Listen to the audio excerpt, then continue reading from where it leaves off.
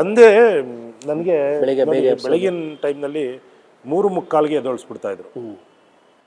ಎದೊಳಪ್ಪ ಅಂತೇಳಿ. ಹಸುಗಳು ಸಾಕಿದ್ವಿ, ಹಸುಗಳನ್ನ ನೋಡ್ತಾ ಇದ್ದೆ.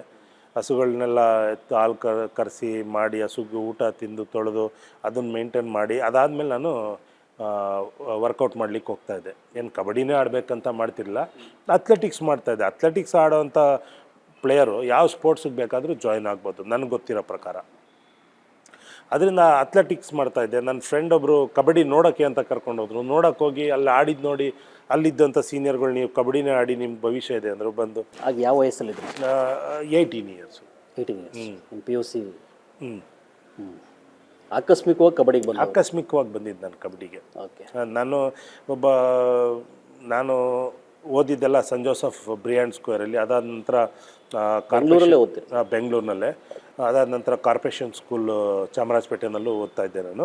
ಓದೋದ್ರ ಜೊತೆಗೆ ನಾನು ಆಟನೂ ಆಡ್ಕೊಂಡು ಬರ್ತಾಯಿದ್ದೆ. ನಾನು ಆಟ ಆಡುವಾಗ ಎಲ್ಲ ಸ್ಪೋರ್ಟ್ಸಲ್ಲೂ ಚೆನ್ನಾಗಿ ಆಡ್ತಾಯಿದ್ದೆ ನಾನು.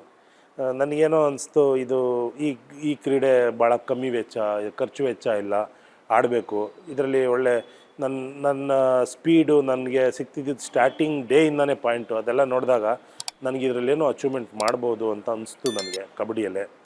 ಸರಿ, ನಾನು ಕಬಡ್ಡಿನೇ ರೆಗ್ಯುಲರಾಗಿ ಕಂಟಿನ್ಯೂ ಆಗೇ